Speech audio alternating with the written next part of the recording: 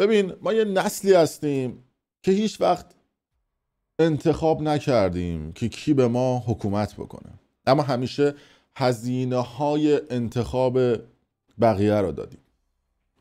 نه کسی ازمون پرسید آیا دوست داری جنگ بشه، نه کسی ازمون پرسید که توی مذاکرات ما بریم چی رو بگیم. یه طرف آمریکا نشسته با لیست درخواستاش، یه طرف ایران نشسته و حکومت با لیست دروغاش، و حالا ما مردم موندیم پر از استرس و پر از اتفاقهای مختلف که نمیدونیم بعد از جنگ ایران و اسرائیل قراره چه اتفاقی بیفته. یه چند تا اتفاق هست که من دارم اونها رو تحلیل میکنم که نشون میده جنگ ایران و اسرائیل یک جنگ چند لایه است. یک جنگیه که به نوعی خاکستریه و از اون طرف آمریکا بعد از اینکه این آتشبس اتفاق افتاد درخواست‌های متفاوتی رو از ایران داشت. زمانی که ایران زیر بمباران شدید جنگنده‌های اسرائیلی بود و عملاً آسمان ایران در اختیار اسرائیل بود و پدافند ایران نمیتونست هیچ حرکتی بکنه و بسیاری از سردارهای سپاه کشته شده بودند و بسیاری از دانشمندای هسته‌ای ترور شده بودند و سایت‌های اسلحه‌ای غنیسازی اورانیوم ما با خاک یکسان شده بود و ایران حرفی برای گفتن نداشت، خبر از کوچه پس کوچه های خونه های سیاسی ها می اومد که باید برن با آمریکا توافق بکنن، باید با اسرائیل آتش بس بکنن، چون اگر این اتفاق نیفته به سقوط منجر خواهد شد. بعد از اون شنیده شد، این حرفی هستش که در رسانه مختلف خارجی گفته شده ولی خب رسانه‌های داخل ایران سانسور میکنن. میدونید که رسانه‌های فارسی زبون که بلدن فارسی صحبت بکنن بستگی به لوکیشنشون موضع‌گیری میکنن. اگر اون لوکیشنشون به سمت ایران بچرخه میگن ما زدیم ترکوندیم، مثلا ما برتر جنگ بودیم، ما قدرت اول منطقه بودیم. اگر لوکیشنشون اون ور باشه میگن نه بابا چی داری میگی بابا، صدامو میذاره زیاد بکنم، ایران رو زدن با خاک یکسان که از سردارش. یعنی به حال هر کسی از سمت خودش قلاب رو میندازه. اما این مردم نقش یک ماهیای توی آکواریوم ترک خورده رو دارن. میدونن هر آن ممکنه که این آکواریوم بشکنه یا بترکه. ولی این اتفاقات داره نشون میده که ما مردمی که توی اون جامعه هستیم چقدر فشارهای روانی رومونه. الان ایران شبیه یک آدمی شده که انگار داره خودش رو گاز میگیره. اما امتیازهای آمریکا چی بوده؟ آمریکا ببینید عراقچی اومد گفت با آمریکایی‌ها شما هر شرطی داشته باشید ما قبول میکنیم، فقط آتش بس اتفاق بیفته. اینا رو که نمیان جلوی دوربین بگن به مردم که بگن آره عراقچی اومده این حرف رو زده به عنوان وزیر امور خارجه. اینا میگن آقا اسرائیلی‌ها ترسیدن فلان کردن دومشون. اصلا ترامپ دیروز تو سخنرانیش گفت بابا بگید که پیش من اومدید این امتیاز گرفتید، من مثلا صدای ضبط شده‌تون رو پخش بکنم، پیاماتون رو بزنم. ولی از اون طرف آمریکا هم گفته بود که اوکی من با اسرائیل صحبت میکنم و جنگ رو تموم میکنم. بلا فاصله گفته بود که آقا من هر شرطی که گذاشتم شما باید قبول بکنید. این یعنی چی؟ یعنی یه چک سفید امضا گذاشته بود جلو ترامپ ایران که هر چی دلش میخواد توش بنویس. و آمریکا هم گفت باشه. بلافاصله ترامپ توییت میزنه، یادتون باشه، گفت آقا 6 ساعت دیگه جنگ تموم. اصلا جنگنده‌های اسرائیل تو راه ایران بودن، ترامپ توییتشو زد گفت بابا بنیامین داشتیم اصلا صحبت‌ها چیه؟ ببینید اکثر سیاستمدارهای اسرائیلی جدا از کینه سیاسی و دولتی که دارن، همه اساس سیاستشون که میگن نباید ایران باشه، نباید سپاه باشه، نباید هشت شعبی باشه، نباید انصار یمن باشه، نباید گروه های نیابتی ایران تو منطقه باشن. بنیامین نتانیاهو، نمیدونم وزیر امور خارجهشون و بسیار دیگه از سیاسیاشون اکثرا عزیزانشون رو از دست دادن. خیلی هاشون جنرال های نظامی بودن. وزیر امور خارجه بچه خود اسرائیل، منظورم وزیر امور خارجه اسرائیل بچه خودش رو به خاطر جنگ با فلسطین از دست داد، یعنی فلسطینی‌ها کشتنش. بنیامین نتانیاهو برادر بزرگش اصلا به خاطر درگیری که با فلسطینی‌ها داشت کشته شد. اگر اشتباه نکنم یک هواپیمایی رو چند تا فلسطینی رو بوده بودن و برده بودن توی پایگاه دیگه که بعد اسرائیلی‌ها میرن اونجا یه دونه عملیات انجام میدن با تکاور و نیروهای مختلف و اون هواپیما رو میروبن. فرمانده اون عملیاتی که تونسته بود خیلی از این اسرائیلی‌ها رو نجات بده برادر بزرگ بنیامین نتانیاهو بوده که کشته میشه و تبدیل میشه به یک اسطوره توی اسرائیل، به خاطر اینکه برای مردم اسرائیل رفته بوده جنگیده بوده که اون هواپیما روباها رو بتونه حالا بکشه یا هر کار دیگه که از دستش برمیاد انجام بده. اما نکته که وجود داره، پس این افراد کینه شخصی دارن از هشت شعبی و انصار یمن و نمیدونم حزب الله و چند تا نیروی حزب الله لبنان، چون عزیزاشون از دست. بعد چجور میشه اینا میان با ایران توافق میکنن؟ به خاطر اینکه ایران چیک سفید امضا داده به آمریکا. ایران هم میگه که اوکی و میان توی ایران و اینا بعد ایران میگه آقا فقط یه شرط ما داریم، حالا ما هر چی شما بگی قبول میکنیم، ما یه شرط داریم، موشک آخر رو ما بزنیم. ما میگه باشه بابا بزن، تو هم میخوای موشک بزنی بزن دیگه، فقط نزنی توی جای حساسه. اونم میگه آقا من فقط بخوره تو خاکتون، هر جا خورد مهم نیست. اونم گفت بزن دیگه، حالا هر جایی زدی زدی دیگه، دور همیم دیگه، نون و توافقی داریم دور هم میخوریم. و این اتفاق رخ داد و آمریکا تونست این امتیاز از ایران بگیره. و با خودش چی گفت؟ گفت من که طرح مارشال رو توی ایران رقم میزنم. طرح مارشالی که بعد از جنگ‌های مختلف آمریکا بر سر خیلی از کشورها بعد از جنگ جهانی دوم بر سر اروپایی‌ها آورد و جای مختلف. طرح مارشال اگه خیلی خودمونی لوری بهتون بگم اینی که مثلا بیا بگی که من یه لیوان آب بهت میدم ولی در عوض نقشه خونت و لوله کشی آبت و چیزهای مختلفتو من باید برات انجام بدم، همه کاراتو من باید بکنم، یعنی باید تو توافق بکنی. آمریکا توافقهای مختلفی رو آورد گذاشت جلوی میز ایران، گفت یا اینا رو امضا میکنی یا نه. که این توافقا رو همین 2-3 روز گذشته جلوی پای ایرانی‌ها گذاشته. یعنی اگر ایرانی‌ها تا هفته دیگه، تا 2 هفته دیگه به اینها پاسخ ندن، احتمالاً نیمه دوم جنگ ایران و اسرائیل شروع خواهد شد. حالا شاید به صورت موشک و به صورت جنگنده نباشه، اما مطمئن باشید که یک اتفاقاتی مثل ترور شخصیت‌های سیاسی داخل ایران اتفاق میفته. چرا سیاسی؟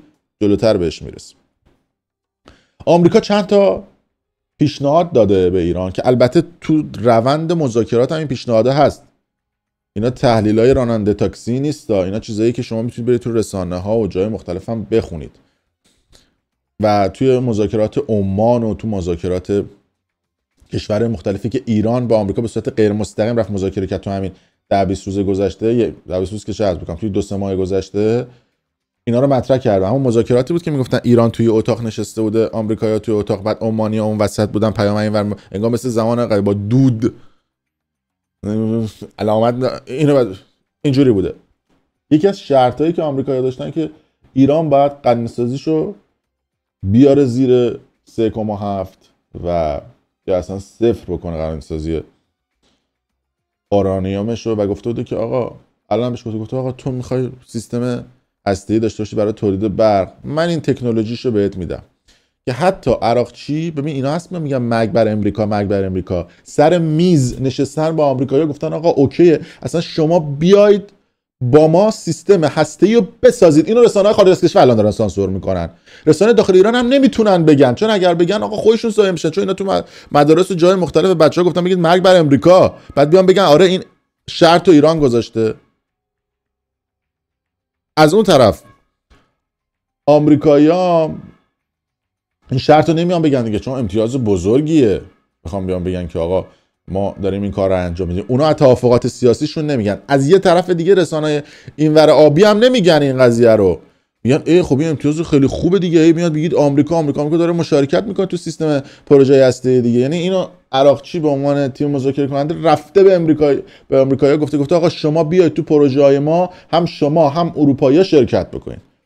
پس این عملا شرط اول بوده که آمریکایی‌ها گفتن نه، باید 0 یا 3.7 بکنید. ایران هم گفت آقا من قرنه‌سازیمو تا 60-70% بردم بالا، باز چی داری میگی برای خودت؟ ما گفته باش، یه لایک میدم خدمتت، یکی شما دارید اینجا برای ما حرکت ها رو میزنید، دارم براتون. این شد داستان اول. شرط اول که ایران مینویسه رو لیست به اسرائیل، میگه حالا اینو فعلا داشته باش تا جلوتر بهش برسیم. مورد دوم گفته بوده که این مورد خیلی مهمیه، آمریکا گفته که باید گروه‌های نیابتی ایران توی منطقه مثل هشت شعبی، مثل انصار یمن، مثل حزب الله، مثل سپاه کاملا منجمد و فریز بشن.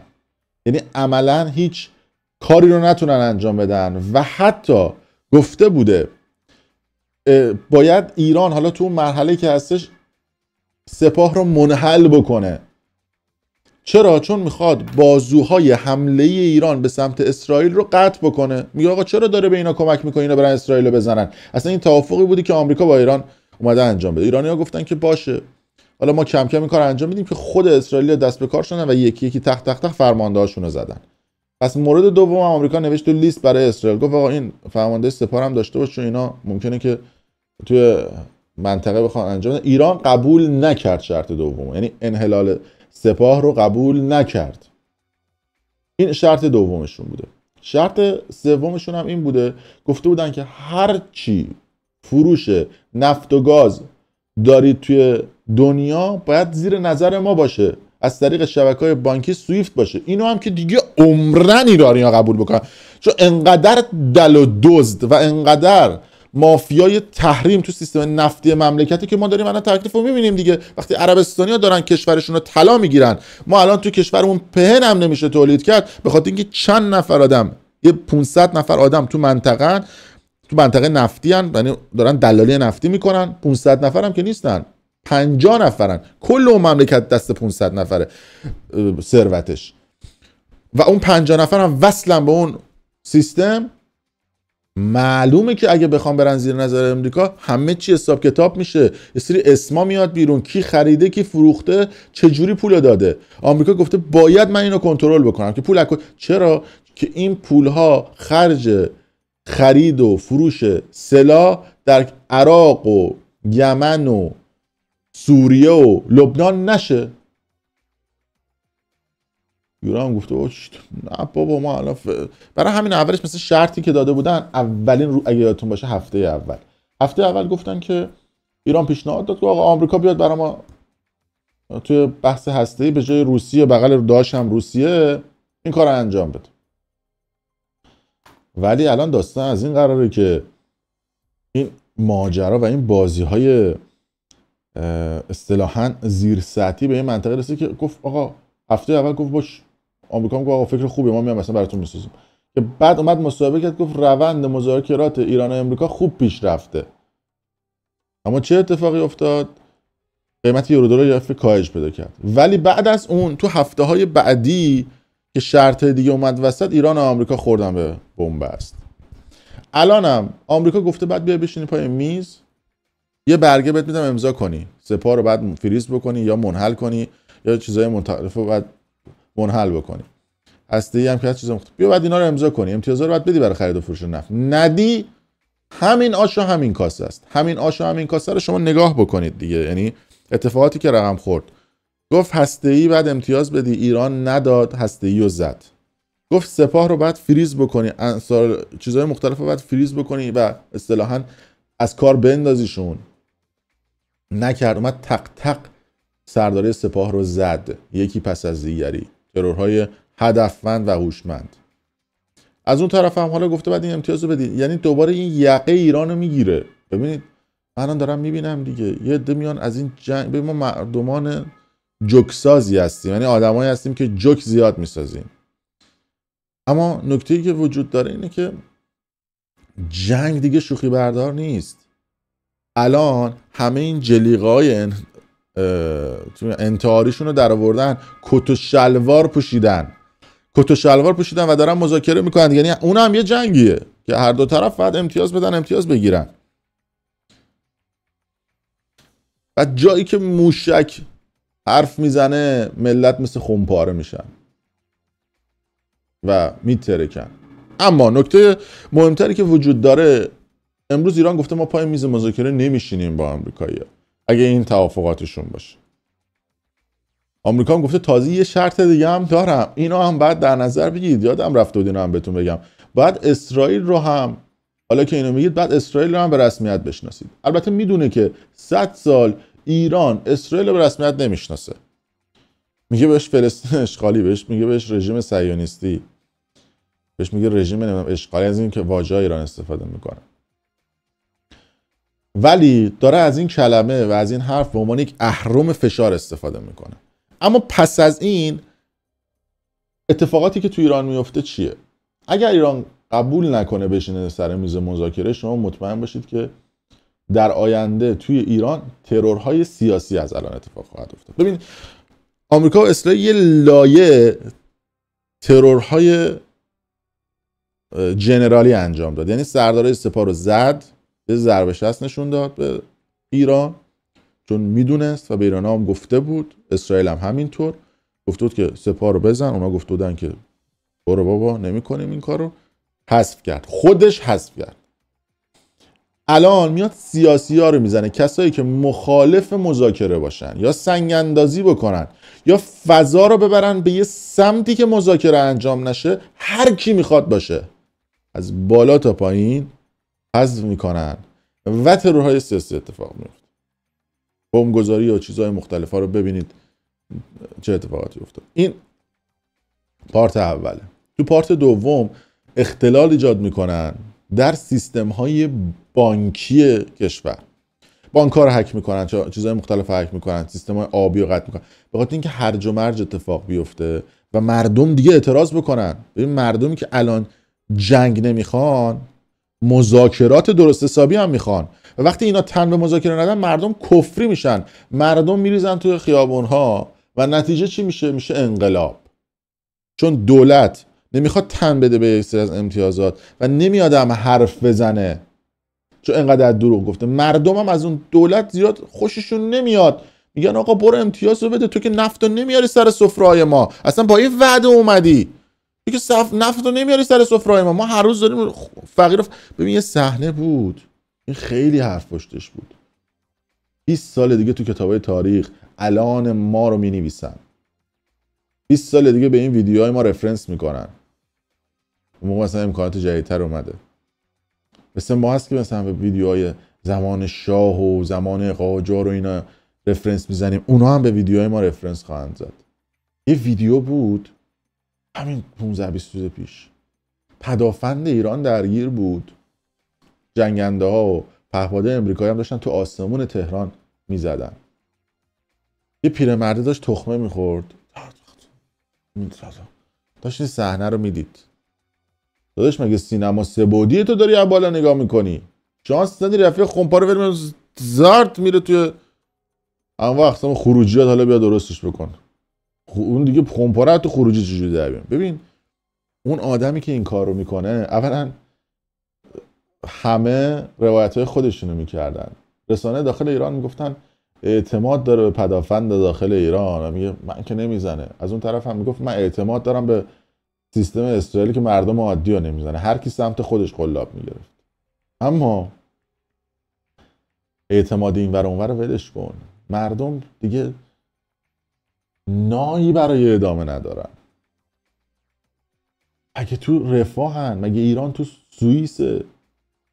تو سوئیسه، مگه ایران سوئیسه؟ دیگه مردم امیدی ندارن. میگفتن آقا تهران رو خالی کنید، طرف پول نداشت بره. یه عده هم رفته بودن، پول نداشتن هتل بگیرن، پول نداشتن ویلا بگیرن، پول نداشتن خونه کرایه بکنن، کنار خیابون وایستاده بودن و چادر زده بودن. به خاطر اینکه اون مردم الان دیگه تو شرایطی هستن که میگن بعد از اینکه جنگم تموم بشه بازم ما تو شرایط جنگیم. و الان اگر یه تصمیم اشتباهی گرفته بشه، یه حرف اشتباهی صورت بگیره، دیگه ریست کردن آنتن نمیده. نمیتونید شما شرایط قبلی رو ریست بکنید. و حالا آمریکایی ها خلاصش رو بگم منتظرن که الان ایران بیاد پای میز مذاکره و اون برگر امضا کنه. اگه نکنه اون شرایطی که بهتون گفتم، ترورهای داخلی، هرج و مرج و رسیدن به یک انقلاب جدید. و البته شاید هم از مکانیزم ماشه هم استفاده بکنه، یه 4 تا پهپاد بزنه بره بیاد. اما اینم محتمله، شما در سیاست هیچ چیزی نمیتونی پیش بینی بکنی. این موضوعی که داره اتفاق میفته و داره تحلیلی که اتفاق، همه چیز برمیگرده به تحلیل و تصمیم سیاستمدار ایرانی توی منطقه. خیلی مخلصیم، خیلی دوستم که شما هم نظرتون رو با ما بگید و دمتون گرم. چکریم.